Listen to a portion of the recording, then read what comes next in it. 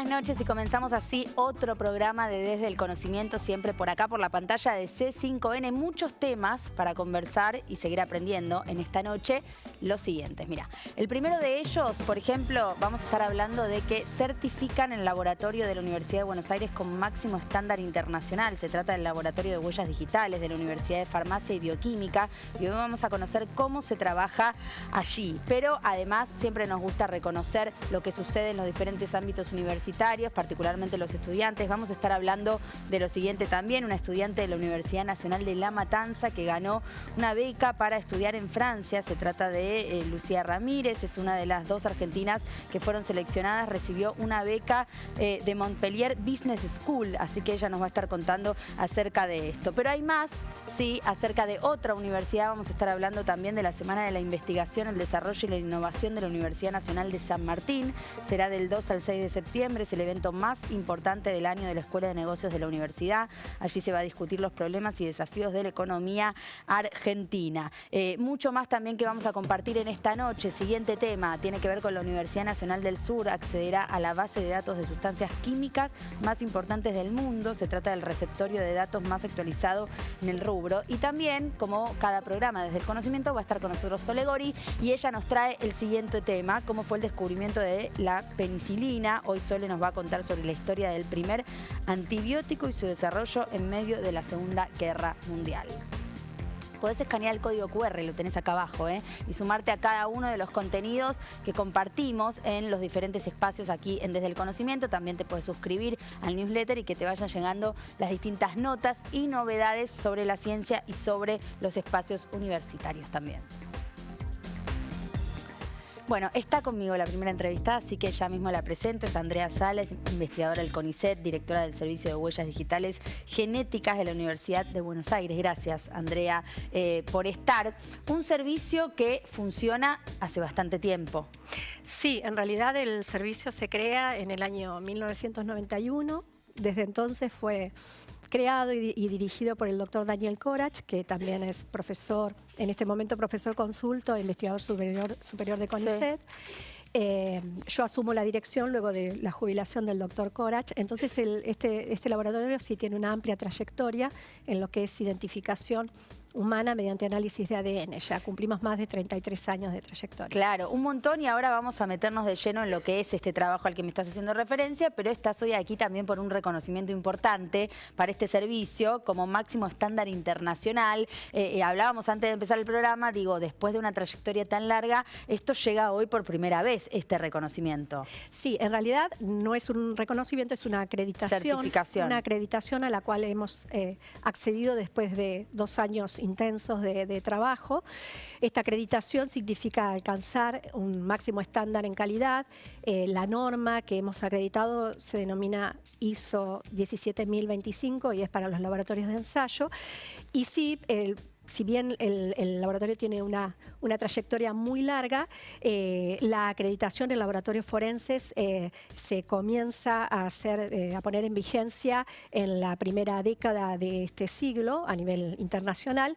Y bueno, nosotros tuvimos un largo proceso, hicimos un proceso de un primer intento de acreditación en el 2012, luego tuvimos que hacer reformas edilicias, etcétera, y en este segundo intento, que, repito, requiere no solamente mucho trabajo, sino disponer de los recursos económicos para acceder a esa acreditación, porque todo el sistema de acreditación es bastante costoso. Así que, pero finalmente lo hemos logrado. ¿Y qué significado tiene haber logrado esta acreditación? Exacto. El significado quiere decir que nosotros demostramos que nuestro laboratorio es competente para llevar a cabo las determinaciones que realiza, que son análisis de ADN que ofrecemos tanto a particulares, pero principalmente a los poderes judiciales nacionales o provinciales, aportando nuestra investigación como una pericia genética, como un dato más en medio de una investigación de una causa criminal, por ejemplo. Claro. Y alcanzar este estándar,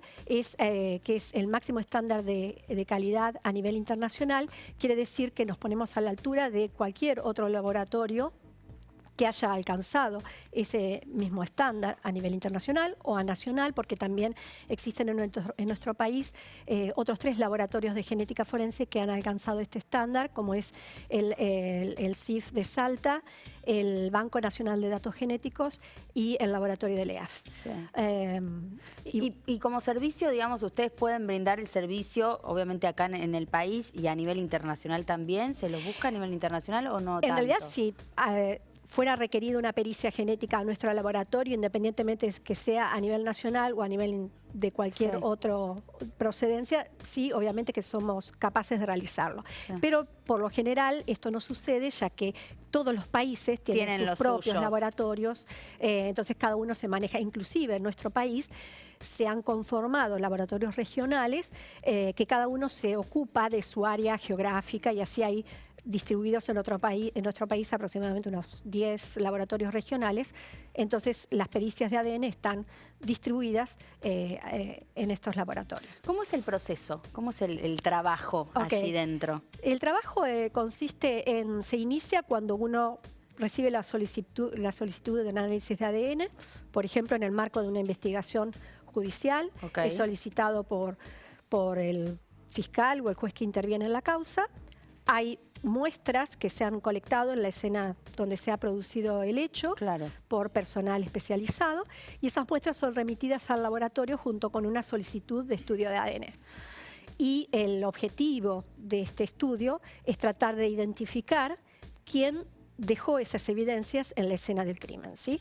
Y tratar de conectarlo con la víctima o con los supuestos sospechosos, si es que se los tiene, mediante comparación. Entonces uno puede, por ejemplo, cuando hay una víctima de violación y uno ha recibido muestras de prendas de esa persona, o muestras de hisopados que se toman de esa persona, o muestras que se toman, por ejemplo, de hisopados subunguales, en los cuales la víctima, al tratar de defenderse del victimario, puede haber quedado material genético debajo de las uñas. Entonces, todas esas muestras se remiten al laboratorio, uno recupera ADN a partir de esas muestras.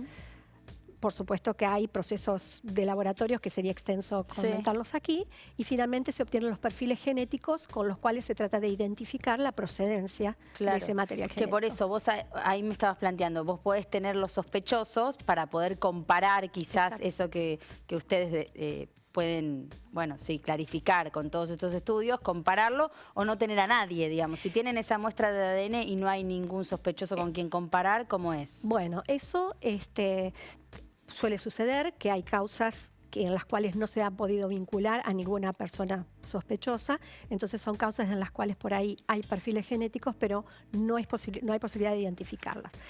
La posibilidad de identificar estos perfiles es contar con lo que se denominan las bases de datos de inteligencia, que en otros países hay países que tienen estas bases de datos muy desarrolladas. Por ejemplo, en Europa cada país tiene su base de datos de inteligencias y comparten entre los países europeos.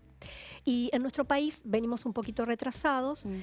Tenemos una base de datos, hay bases de datos provinciales que están más evolucionadas que la base de datos nacional, que la ley por la cual se crea esta base de datos nacional primeramente se ha restringido a colectar perfiles genéticos provenientes de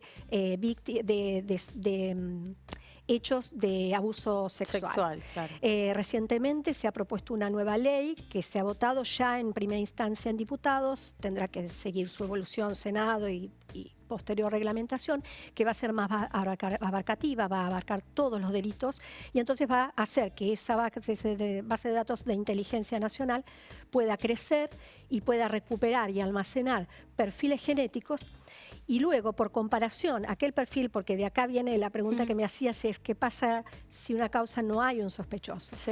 Cuando se recupera ese perfil relacionado a esa causa, se mete en esa base de datos de inteligencia, y si llega a hacer match con un perfil que ya está almacenado, se puede identificar, porque esa base de datos de inteligencia se nutre principalmente de perfiles genéticos de personas que han sido condenadas por delitos, y entonces se puede tratar de identificar si esa persona ha reiterado un hecho delictivo. Mirá qué importante que son estas bases, sí, estas bases de datos sin duda.